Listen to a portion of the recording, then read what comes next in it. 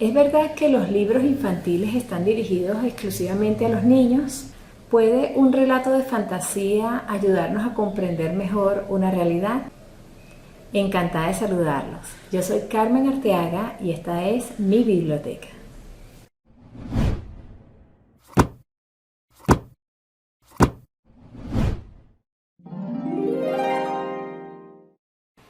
En este video voy a comentar sobre 3 obras de Mijael Ende que nos pueden ofrecer luces sobre estas interrogantes. Bueno, lo primero que hay que decir es que a lo mejor a muchos no les suena el nombre de Mijael Ende, pero seguramente habrán oído hablar de La historia interminable, una película que se estrenó por allá por los años 80 del pasado siglo XX, que fue un éxito cinematográfico. Esa película estuvo inspirada en la obra del mismo nombre de este autor, La historia interminable, que es una de las 3 que vamos a comentar hoy. La segunda obra es Momo, que también fue llevada al cine con éxito, y la tercera es El espejo en el espejo. Aquí tengo yo esta edición de Editorial Alfaguara. Otra cosa que podemos decir de Mijael Ende, en mi opinión, es que para comprender su trabajo nosotros tenemos que entender el contexto histórico en el cual vivió. ¿Por qué? Porque él nació en Alemania en el año 1929, es decir, 4 años antes de que Adolf Hitler llegara al poder e instaurara el régimen nacionalsocialista que imperó en Alemania hasta el año 1945. Y esto a él lo marcó profundamente porque Mijael Ende fue hijo de Edgar Ende, un pintor surrealista alemán que sufrió persecución durante los años 30. ¿Por qué? Porque para el nacionalsocialismo, como buen sistema totalitario, la aspiración no era solamente restringir o coartar las libertades civiles y políticas de los ciudadanos. Ellos aspiraban a controlar la mente de las personas, su forma de expresarse, su creatividad, su imaginación, y el arte también estaba politizado. Había formas de representación artística que eran aceptables y otras que no. Las que no eran aceptables se consideraron arte degenerado. Y por supuesto, los artistas que se adherían a estas tendencias fueron objeto de lo que hoy llamaríamos cancelación. Esta cancelación no se quedaba en términos informales, no es que sencillamente se burlaban de estos artistas. Estamos hablando de que el arte degenerado era considerado un crimen o un atentado contra la sociedad alemana. Y entonces al niño Mijael Ende le tocó crecer viendo cómo su papá fue sometido al escarnio público y potencialmente criminalizado. Y bueno, por todas estas circunstancias yo creo que Ende siempre fue profundamente desconfiado de las supuestas promesas de organización social, de organización económica y de prosperidad y de mejora de la calidad de vida que ofrecían los modernos estados nacionales y sus sistemas políticos y económicos. En este sentido, yo creo que él fue crítico tanto de los sistemas colectivistas como del sistema capitalista, y eso se refleja totalmente en sus obras. Y yo pienso, y esto es una opinión muy personal, que él recurrió al formato de literatura infantil para poder narrar o para poder contar, más que explicar o argumentar su rechazo a la modernidad, porque la modernidad siempre va a encontrar defensores. La modernidad te ofrece la superioridad tecnológica, te ofrece la superioridad científica, te propone la superioridad intrínseca del pensamiento racional, y por supuesto todo esto es muy difícil de contraargumentar o es muy difícil de criticar. Entonces una narrativa desarrollada en el formato de cuentos infantiles permitía dar salida pues a esta necesidad de expresar ese repudio o ese rechazo a los aspectos negativos de la modernidad sin caer en un debate lógico, un debate argumental, donde por supuesto quienes critican a toda esta época cultural e histórica llevan desventaja. Ahora, entrando en materia, yo les voy a presentar cada una de las 3 obras que les mencioné al principio en orden de preferencia. Entonces comenzamos con La historia interminable. Como ustedes pueden ver, es una historia de una extensión aceptable, tiene 419 páginas en la edición que yo tengo y fue publicada en el año 1979. La novela en sí tiene la estructura del viaje del héroe, está llena de simbolismo y de significados que podremos descubrir a medida que le damos distintas lecturas. Yo definitivamente pienso que esta es una obra que tenemos que leer varias veces a lo largo de nuestras vidas e ir descubriendo sus mensajes en la medida que vamos madurando, que vamos creciendo, que vamos adquiriendo edad y experiencias. Se trata de un trabajo que está escrito en varios niveles y esto se refleja en la tinta del texto. No sé si ven por acá que una parte del texto es verde y la otra es como de un color, en el caso de la edición que yo tengo, es como de un color vino tinto, y esto lo planeó así específicamente el autor para reflejarnos que la historia se mueve en distintos niveles de realidad. Podríamos decir que hay una primera realidad de un mundo de fantasía, una segunda realidad o segundo nivel, también podemos decir, que es donde se mueve el héroe protagonista de esta historia, y un tercer nivel o una tercera dimensión que somos nosotros los que estamos leyendo. La historia narra la vida de Bastian Balthasar Vox, que es un niño de unos 11 o 12 años. Es decir, está al final de su infancia, empezando la adolescencia. Su madre ha muerto, él ha quedado huérfano recientemente y su papá, hundido en la tristeza de haber perdido a su esposa, pues no le presta la menor atención. En la escuela, Bastian tampoco le va muy bien porque él es un niño gordito, poco agraciado y que sufre el maltrato de sus compañeros.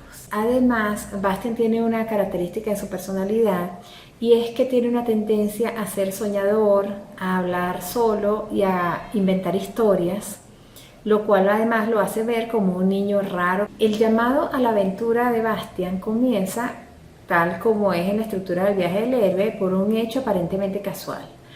Un día, donde él huía de su compañero que lo querían maltratar, él se refugia en un local que rápidamente va a descubrir que es una librería, y allí conoce al señor Karl Conrad Coriander.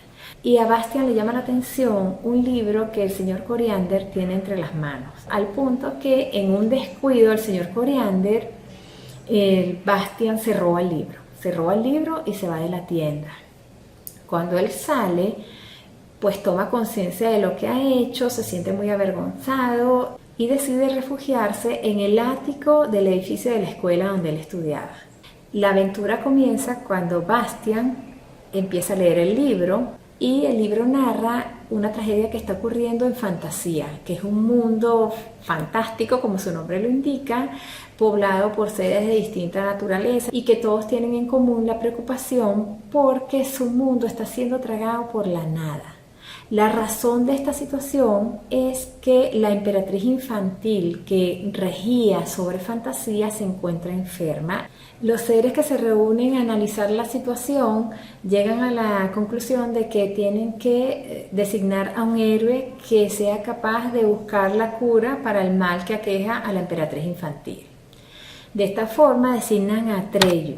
Atreyu es un niño huérfano que ha sido criado por los miembros de su tribu. Es un niño ágil, inteligente, valiente, capaz de enfrentar grandes obstáculos y, bueno, en pocas palabras, él es todo lo que Bastian desearía ser y no es. Cuando Atreyu inicia su aventura, él sale acompañado de su caballo Artax, que nos ha dado una de las escenas más memorables y más conmovedoras en lo que es el cine clásico infantil. En un momento dado, él pierde a Artax y queda en aparente soledad, pero rápidamente encuentra la compañía de Fuhur, que es un dragón de la suerte que va a ser su gran amigo en el resto de la obra y que además se ha convertido en un clásico del imaginario cultural de los últimos 50 años.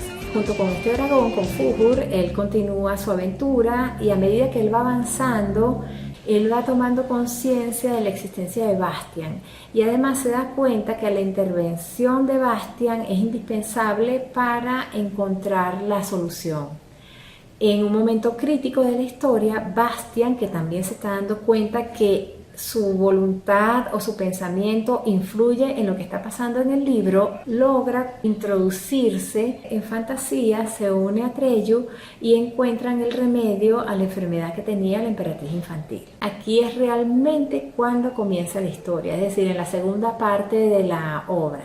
Cuando nuestro héroe se resiste o rechaza volver a sus orígenes después de haber cumplido hazañas y haber logrado grandes cosas, y se inicia con un aparente premio que le da la emperatriz infantil a Bastian.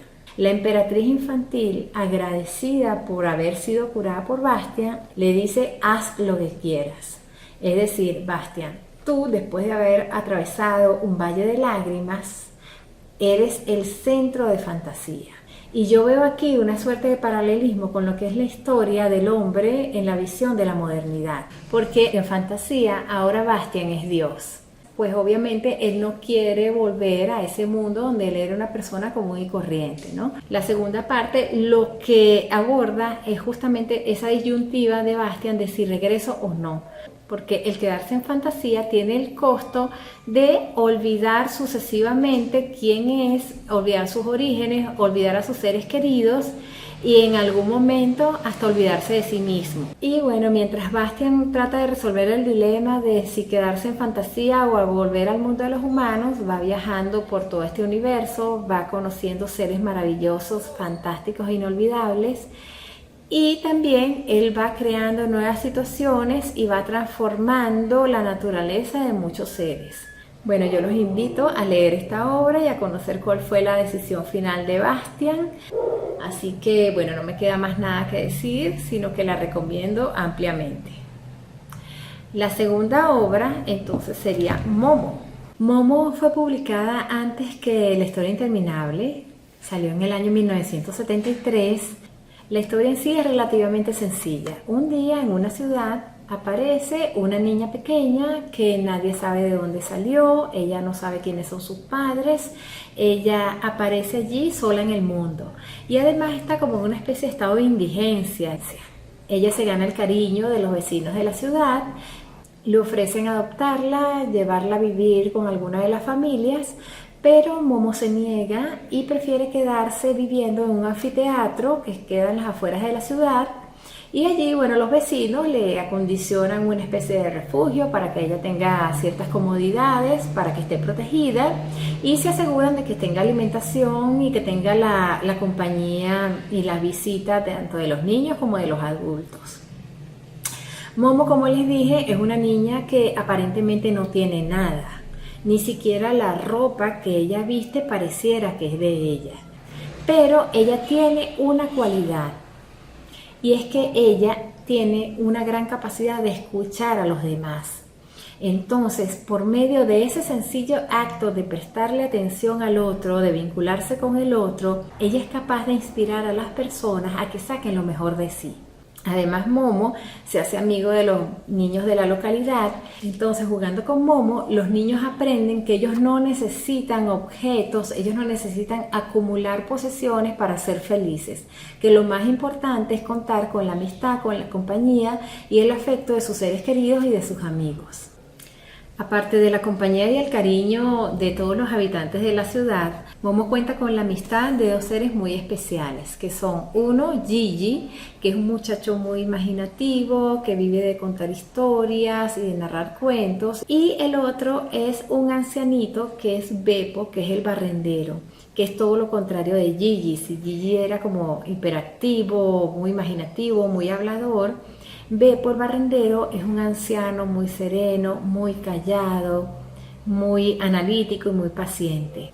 Entonces ellos dos son los grandes amigos de Momo y bueno, en una existencia más o menos idílica termina la primera parte del libro. En la segunda parte es donde empieza el drama porque un día llegan a la ciudad los hombres grises. Los hombres grises logran convencer a la gente de que ellos pueden diseñarle su existencia mejor que lo que las personas espontáneamente lo hacen. Ellos engatusan a la gente diciéndoles que ellos son los representantes del banco del tiempo y que los van a enseñar a ahorrar el tiempo.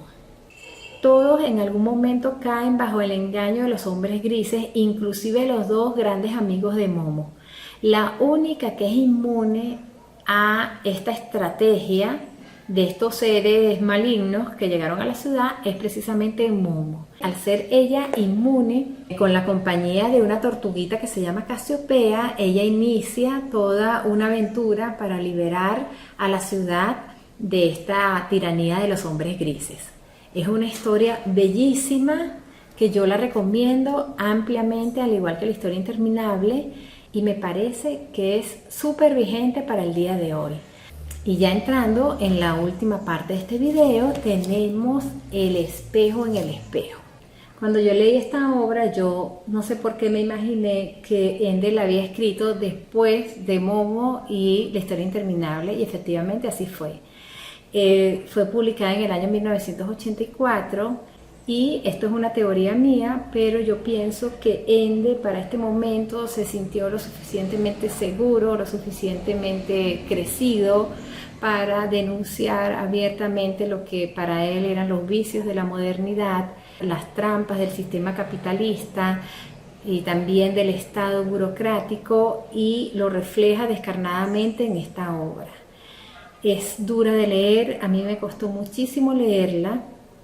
En principio se trata de una serie de cuentos inconexos entre sí, solamente la primera parte y la última parte tienen una consistencia en el sentido de que se inicia relatando la vida de Horus, una especie de minotauro que está atrapado en un mundo fantástico, y también cierra el último cuento con lo que sería la explicación de quién es Horus, el minotauro, y por qué llegó a ese mundo.